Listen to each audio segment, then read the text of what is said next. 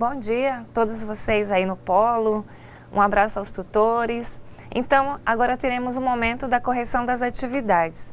Eu creio que todos vocês realizaram aí as atividades em grupo, responderam assim de forma bem espontânea, refletindo e trabalhando, né, em cima do que a professora Andréia colocou nas questões. Bom dia, professora Rosânia, que está aqui conosco. Bom dia a todos. Nesse momento da correção. Então, vamos começar a nossa correção. Vamos à nossa primeira questão. A primeira questão, ela é o seguinte: de acordo com a LDB de 96, que é a 9394, como é composta a educação escolar em nosso país? Ela diz assim, que ela define os níveis de educação, né? A gente já sabe que ela se organiza da seguinte forma. Quais são esses níveis? A educação infantil, o ensino fundamental, o ensino médio e a educação superior. Então, a primeira questão, a resposta é referente a ela. E aí, professora, tem alguma resposta aí? Tem aqui uma resposta de Espigão do Oeste, a Maria José. Ela faz referência à questão 3. Ela diz o seguinte: para mim, esta nos mostra em quais áreas nós necessitamos melhorar como educadores e avaliar como nossos alunos e nós mesmos estamos sendo preparados. Né? É a questão da capacitação do professor, de que forma ele vai estar trabalhando em sala de aula, nas suas atualizações. E é importante, né, essa capacitação dos professores para a sala de aula, para favorecer, né, a aquisição de conhecimento dos alunos. Então, a gente viu aí, né, já algumas respostas referentes à primeira questão. E aqui, continuando a correção, né, essas modalidades que compõem a educação nacional, além da sua forma de organização, e aqui nós temos como base o artigo 21, que define a educação escolar, sendo ela composta pela educação básica, que abrange a educação infantil, o ensino fundamental, o ensino médio e pela educação superior. Aqui também é importante destacar o seguinte: qual é a competência da União? É o ensino superior. Qual é a competência do Estado? O ensino fundamental e o ensino médio. E qual é a competência dos municípios? A educação infantil, o ensino fundamental. Com prioridade, né, o ensino fundamental. Então, observe aí essa organização nessas três instâncias: a União, o Estado e o município, e a competência de cada um. Tem mais alguma resposta, professora, em relação à primeira? Não. Então, tem. vamos avançar para a próxima questão.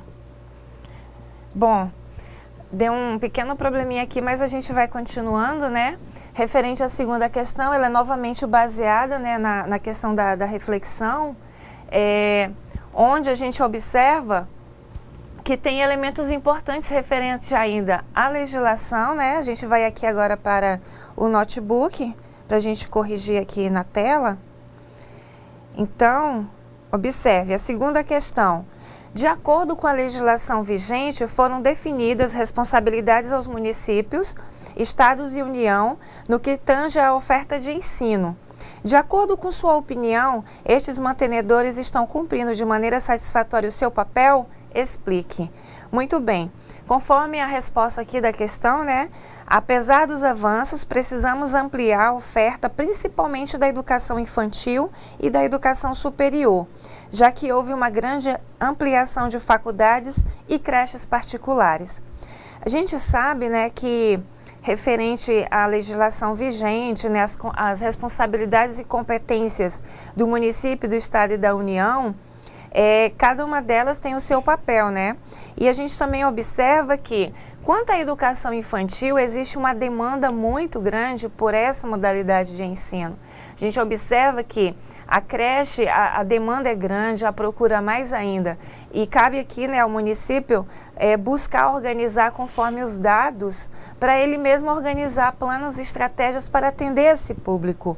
Em relação à educação superior, a gente observa também que existe uma grande possibilidade agora de você ingressar no ensino superior. Existem as bolsas, né?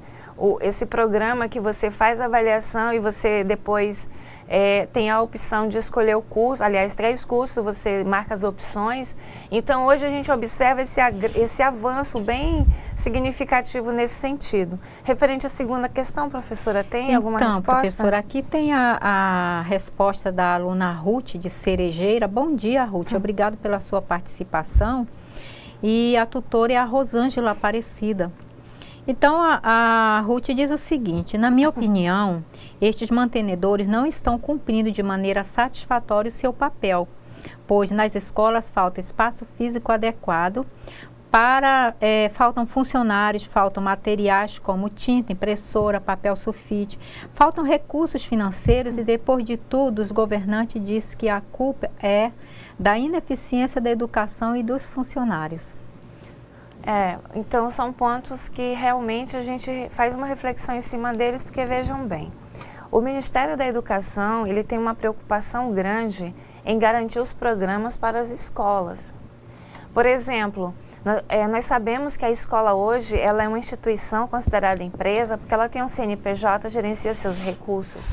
E as escolas hoje, elas são atendidas pelos programas do governo federal. É importante frisar que o MEC faz a parte dele e a prefeitura faz o seu na contrapartida. Então, temos aí vários programas que a escola recebe, como, por exemplo, o Programa Nacional de Alimentação Escolar, tem a verba que é do município referente à complementação dessa verba para aquisição da merenda, outros programas que atendem, por exemplo, Educação Integral, Escola Aberta, Mais Educação, Segundo Tempo. Então, são programas que o recurso vai para a escola gerenciar, mas é importante também destacar outro ponto. Quando vem essas possibilidades de programas do governo federal, a sede mantenedora é que vai escolher as escolas que serão contempladas com esses programas também. E, professora, com relação à fala da Ruth, né, que o governo precisa estar investindo mais.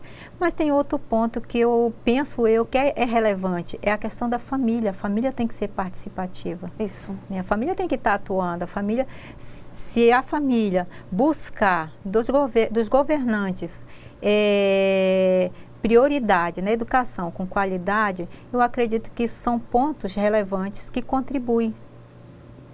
A participação da família no processo de ensino-aprendizagem ela é muito importante, tanto para a criança como para a escola. Não é porque é uma escola pública que eu só vou cumprir o meu papel de fazer a matrícula e deixar o ano todo sem um acompanhamento. Então, a gente observa como é importante a família se fazer presente nas reuniões pedagógicas, nas reuniões para entrega de notas, conversar com os professores, trocar ideias, saber onde está sendo investida a verba que a escola recebe, porque afinal de contas é seu filho que está lá. Todo o dinheiro que a escola recebe, ele vai destinado também para o seu filho, porque o seu filho, ele entra no censo escolar e vai um quantitativo para aquela criança em termos de merenda, em termos de material. Por isso que eu volto a frisar, a escola, todas elas recebem esse programa que garante esses recursos pedagógicos para a escola. E essa organização é a sede mantenedora que vai dizer se é bimestral, trimestral, semestral, mas a verba vai.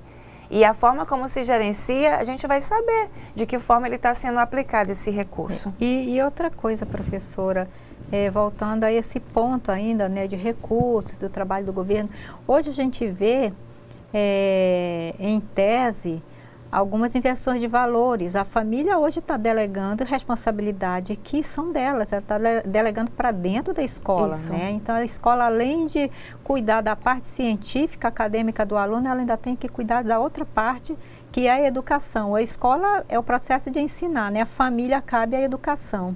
Exatamente. Agora, tem mais alguma resposta? Então, professora, referente à terceira questão? Tem referente à terceira questão, a aluna Fran, a Maria da Saúde Gomes, né, tutora presencial. Tutora, um abraço a Maria. Aí, obrigada pelo trabalho Maria, no seu polo.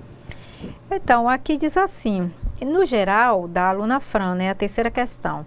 Essas avaliações são boas, porém, precisam ser repassadas. Muitas vezes, os resultados não refletem a realidade local.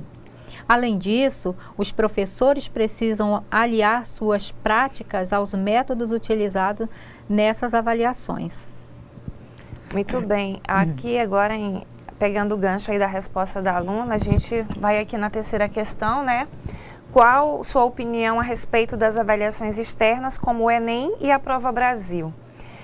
Apesar de serem fundamentais para expor as deficiências e avanços do nosso sistema educacional, precisamos não só medir os resultados, mas principalmente traçar políticas públicas para a melhoria da educação a partir dos resultados obtidos. Observem aí, Enem, Exame Nacional do Ensino Médio, e o Prova Brasil, que é o exame que se faz nos anos iniciais. Além disso, é importante destacar o Provinha Brasil também, que é uma avaliação feita, né, na escola e com a criançada. As avaliações aqui que o Ministério da Educação realiza, exatamente, ela vai apresentar essas deficiências, até mesmo para se observar onde bater em cima ali do ponto que precisa melhorar. E esses resultados, eles servem como indicadores para a equipe gestora, a equipe técnica, pensar em estratégias para melhorar o desempenho dos alunos. Quanto ao Enem, a gente observa o crescimento de formas significativas, tanto no que se refere à avaliação através de uma redação, e também como se refere às questões subjetivas. Ou seja, é uma oportunidade a mais que se tem de ingressar posteriormente no ensino superior. Essa avaliação geral, onde todos participam, e conforme for, é justamente na avaliação que a gente vai saber o que foi adquirido ao longo dos anos nos estudos. Por isso que eu sempre digo, em um TCC, numa prova dessa como o Enem, que a gente vai saber quem foi o aluno. E não importa se é da rede pública ou privada, o que vai valer é a dedicação de cada um. Porque tem alunos da rede estadual de ensino que, apesar das várias dificuldades, são excelentes alunos e que estão aí nos cursos chamados de cursos de elite, se dando muito bem e tendo bons resultados. Tem mais alguma resposta da terceira? Aqui nós temos uma resposta da Auricélia, da tutora é a Maria da Saúde. Então, a Auricélia, ela traz uma resposta referente a essa terceira questão. Só voltando lá na terceira, ela diz o seguinte: acredito que não mostra o resultado real do aprendizado do aluno, pois nós, enquanto professores, sabemos que nem sempre o aluno se sai mal no Enem ou na Prova Brasil. Não indica que ele não tem conhecimento do que estudou em sala de aula. Acho que para que o ensino melhore, não devemos trabalhar não só com quantidade, mas com qualidade. Então, essas duas avaliações são importantes, a gente sabe, mas dentro do estudo referente às avaliações, a gente sabe as funções delas, né? Os caráteres subjetivo, quantitativo, qualitativo. E entre os teóricos que fazem referências à avaliação, a gente sabe que é de classificar, e, enfim, se a gente for puxar o debate da avaliação, a gente observa essa infinidade de teorias referente a ela. Mas o importante também é que é exatamente através da avaliação, porque avaliado nós somos diariamente. Agora, quando a gente se propõe a fazer algo, por exemplo, um concurso público, fazer as provas do Enem, aí a gente vai observar que já se trata de algo mais específico e elaborado. Ou seja, ingressar nesse mundo da competição. Quem tiver as melhores notas vão pontuar mais.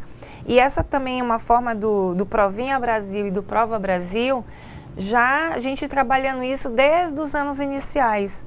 Ou seja, observar quais as habilidades e competências que o aluno conseguiu alcançar, porque tudo isso é uma sequência. Por exemplo, conteúdos do primeiro, segundo, terceiro ano. Eu preciso cumprir aqueles conteúdos, porque senão fica uma lacuna. E o colega que for trabalhar no ano seguinte, ele vai observar isso, essa lacuna que ficou e que, de certa forma, vai interferir no trabalho dele. Então, essas avaliações, elas são realmente, penso eu, importantes até mesmo para a gente corrigir algumas falhas. Alguma resposta referente à terceira? Da terceira? Não, professora. Então, vamos avançar, né, para a quarta questão. A quarta questão, a pergunta é a seguinte: cite algumas formas de participação do funcionário que podem contribuir para a melhoria da gestão da escola.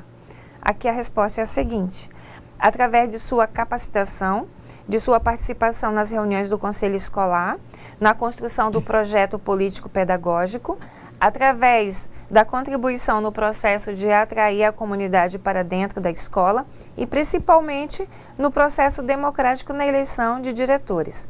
Então, hoje, a gente observa essa conquista em relação à gestão democrática e à participação. O que vem a ser a participação? A participação de todos aqueles que compõem esse espaço escolar: os pais, os servidores, os alunos. Então, são 3 grandes grupos aí de grande representatividade dentro desse ambiente escolar. Essa participação, ela também é um outro ponto importante referente à construção do projeto político-pedagógico. Quando a gente fala em projeto político-pedagógico, em conselho escolar, são 2 formas coletivas de participação. Ou seja, o projeto político-pedagógico, quem vai organizar? São exatamente os servidores da escola, dos diferentes setores que vão dar suas contribuições referente a isso. Observem que o PPP é um documento coletivo, onde tem as diretrizes para que ele possa ser construído, e também nós temos o conselho escolar, que é uma outra forma também de participação coletiva. Referente à quarta questão, professora, tem alguma resposta? Tem. A Maria da Saúde, ela nos enviou a seguinte resposta: o funcionário precisa ser participativo, comunicativo e contributivo, no sentido de que possa não só ouvir, mas dar opiniões, sugerir novas propostas e contribuir para o melhoramento do ensino-aprendizagem. Aqui a gente já vê uma questão democrática da escola. A escola também precisa abrir esse espaço para que o funcionário também possa estar dando sua parcela de contribuição com suas opiniões, né, apresentando sugestões. Exatamente. Essa organização desse trabalho coletivo, ela vem ao longo dos tempos e hoje se caracteriza como uma conquista. É uma conquista que a escola não pode abrir mão dela. Hoje a escola tem o seu papel social muito importante no que diz respeito a essa organização, agregar valores, chamar para si essa responsabilidade de mobilizar as pessoas e participar da construção, do debate. Observa, pessoal, que na aula de hoje vários pontos importantes foram citados. Essa organização que a lei orienta, essa questão da avaliação, como ela se dá. Tudo isso a gente considera grandes conquistas. Observem essa estrutura e organização hoje do ensino, como ela funciona. A gente sabe, lógico, que tem os problemas. Tem os problemas que muitas vezes são exatamente as políticas públicas que vão resolver. Quando os gestores maiores pensam de que forma vamos sistematizar e organizar para que a base seja contemplada também com tudo. Hoje, 2014, a gente observa que muitas coisas a escola tem conquistado e ela vem conquistando. Só que tem um ponto importante que também futuramente será um dos temas, né, nosso de estudo, que são as relações interpessoais. Às vezes a pessoa, ela vive nesse conflito consigo mesma e ela acredita que os outros também vão viver nesse conflito com ela. E isso dificulta um pouco o trabalho. Como eu, gestor, que tenho problemas de relacionamento, vou convidar a minha comunidade para participar das decisões comigo? Eu tenho que ser cativante, eu tenho que ser uma pessoa solidária, uma pessoa compreensiva que vá convidar as pessoas.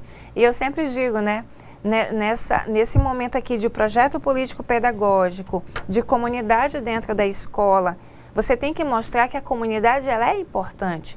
Os servidores são importantes.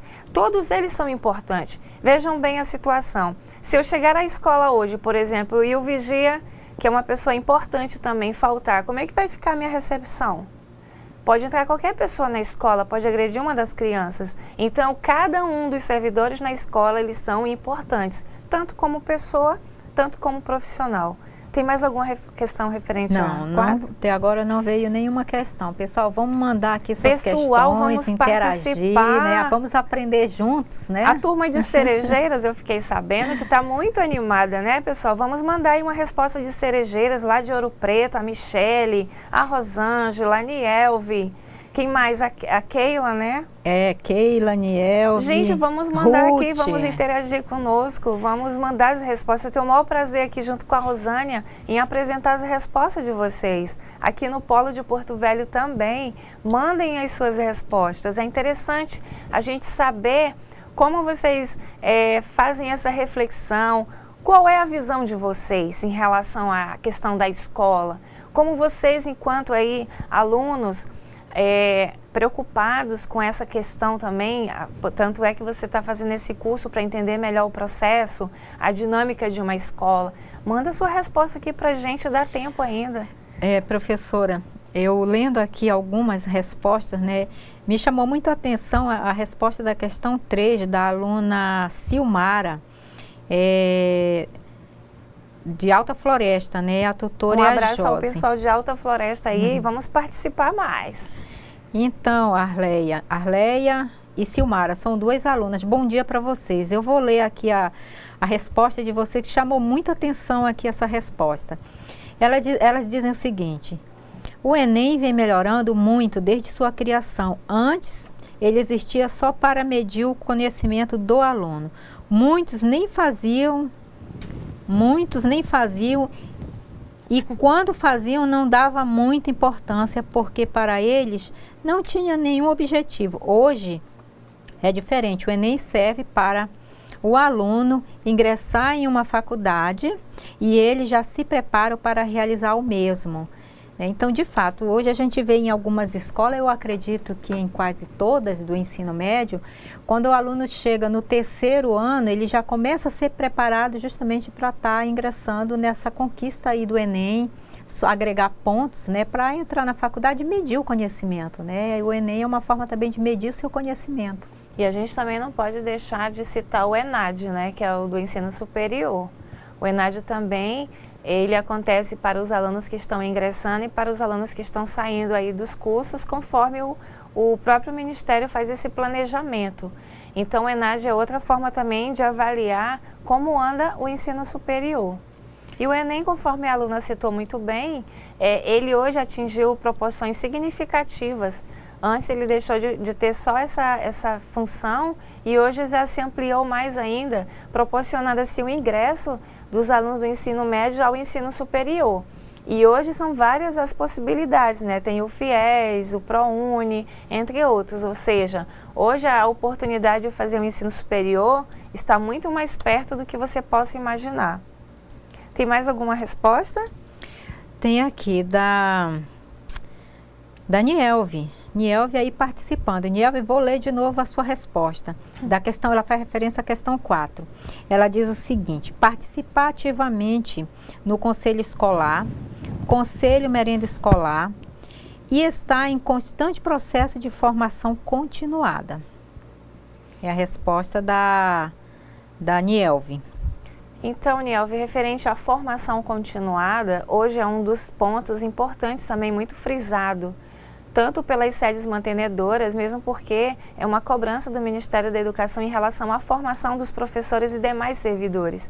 Existe uma preocupação não somente em ingressar no serviço público, mas existe essa capacitação. Se vocês observarem, dentro aí da sua secretaria, você vai encontrar divisões.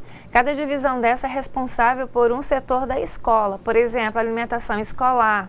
Tem uma equipe na sua sede mantenedora lá que cuida da equipe lá da cozinha, que são os merendeiros, as pessoas que cuidam dessa parte. Então, a equipe gestora, ela não caminha sozinha não. Ela tem essa outra equipe que vai dar todo esse suporte. Sendo assim, existe também uma preocupação de formar e qualificar melhor o servidor para que ele tenha dê um retorno a mais na escola, na sua função.